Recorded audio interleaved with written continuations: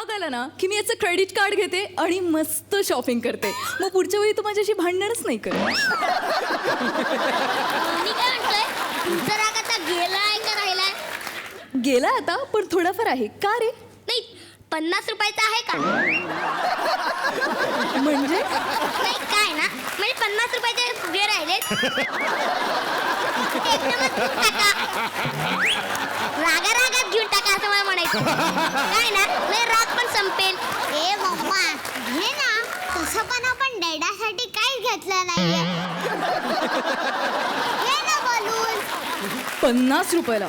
That's very expensive. मग आपण mall मध्ये करायला पाहिजे होतं बार्गेनिंग. तू 2,500ला काजळ घेतलंस तिकडे, ते 50ला मागितलं असतं तर 250ला दिलंच असतं. नो बेटा, मॉलमध्ये बार्गेनिंग करायचं नसतं. That's so cheap. किती चीप दिसतं ते.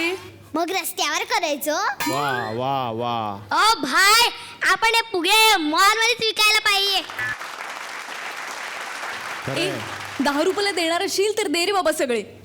अहो 10 रुपयाला कसे आहो? एवढं कसं सुचतं तुम्हाला? हवा कडून कितीला देशील?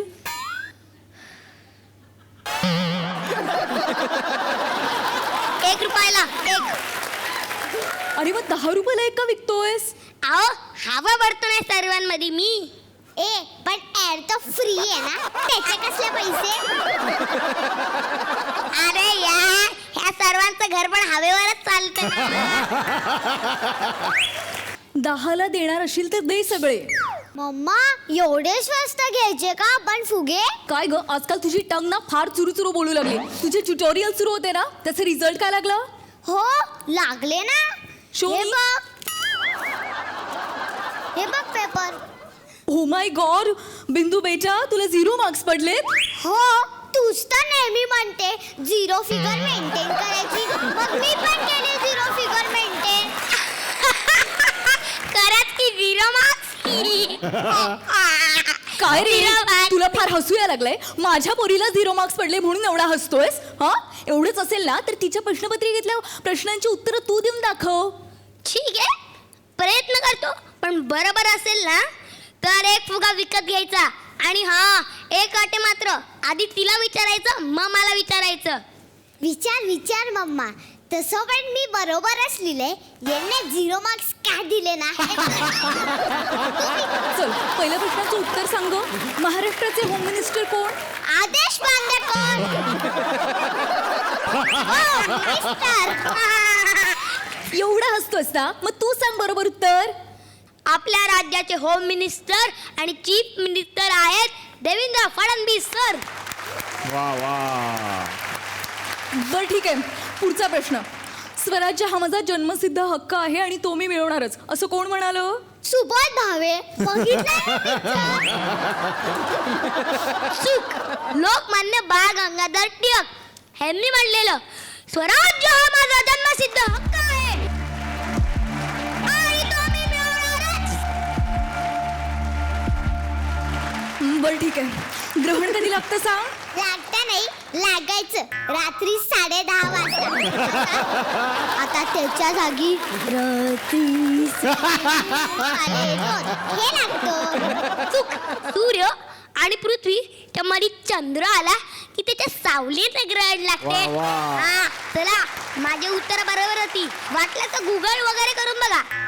ठीक आहे, 3 उत्तरं बरोबर होती म्हणजे 3 फुगे. हे दर 30 रुपये देते, 3 फुगे दे. ओ ताई, 50 द्या आणि सगळे घ्या ना, शाळेसाठी लागताय तो. कुठली शाळा आहे तुझी? मी रात्रशाळेत जातो, नाईट स्कूल. रात्रशाळा? हे काय असतं? जी शाळा रात्री असते त्याला रात्रशाळा म्हणतात. काय ना, माझ्या आणि माझ्या भावाचा शिक्षणाचा खर्च आईला एकटीला परवडत नाही, म्हणून आई धुणे भांडीचं बघते आणि मी आणि माझा भाऊ जेवायचं बघतो. त्यात मी हे फुगे विकत असतो. आमच्या आता परीक्षा आहे, मला एक जुनं गाईड विकत घ्यायचंय 50 रुपयाचं. तुम्ही पैसे दिले तर खूप उपकार होतील हो.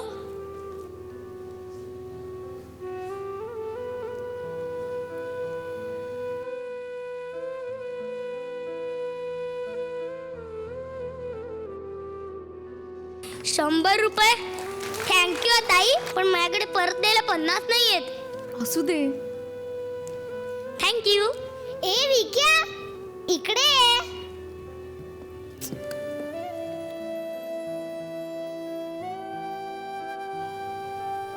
हे बघ. वा, तुझी पुस्तकं मस्त आहेत ग. माझी नाही, आता तुझी. म्हणजे आता तुझी झाली आहे ती. अरे वा, नवी पुस्तकं.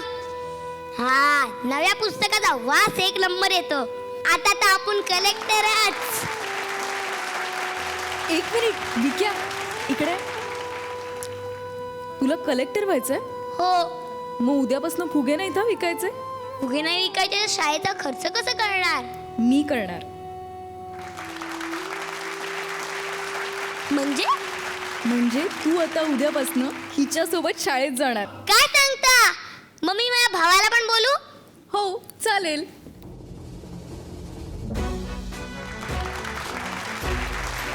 वा वा.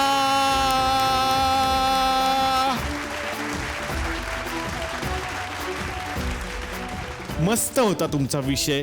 खरं तर आपल्या आजूबाजूला काय चाललंय याच्याकडे आपलं बऱ्याच वेळेला लक्ष नसतं. आपण फक्त आपलं आयुष्य आणि त्याची चौकट याच्यातच असतो आणि प्रत्येक वेळेला आपल्याला कसं सुख मिळेल, आपल्याला कसा आनंद मिळेल यासाठी आपण दिवसभर प्रयत्न करत असतो. पण त्याच वेळेला की ते 50 आपल्यासाठी कदाचित कमी असतील, पण एखाद्यासाठी ते 50 स्वप्न असू शकतं. आणि मला वाटतं की हाच मेसेज आहे याच्यामधून. थोडं कॉन्ट्रीब्यूट केलं तरी सुद्धा एखाद्याला आपण आनंद देऊ शकतो. Thank you so much. खूप छान. मंडळी, प्रशांत दामले म्हणजेच रंगभूमीवरचा हुकमी एक्का. मनोरंजनाचं खणखणीत नाणं आणि हाऊसफुलचा बोर्ड पक्का हे समीकरण ठरलेलं. झी मराठी घेऊन आलेलं आहे प्रशांत दामले अभिनयित एक नवकोर नाटक एका लग्नाची पुढची गोष्ट. आणि त्याचबरोबरीनं मराठी रसिक प्रेक्षकांच्या उत्सुकता ताणून धरणारा एक नवीन सिनेमा संदीप कुलकर्णी अभिनयित आणि निर्मित डोंबिवली रिटर्न प्रदर्शित झालेला आहे आपल्या जवळच्या चित्रपटगृहात. या दोनही कलाकृतींमधल्या कलाकारांना भेटत आहोत आपण लवकरच, म्हणजेच पुढच्या आठवड्यात. तेव्हा पाहायला विसरू नका येत्या सोमवारी आणि मंगळवारी एका लग्नाची पुढची गोष्ट आणि डोंबिवली रिटर्न.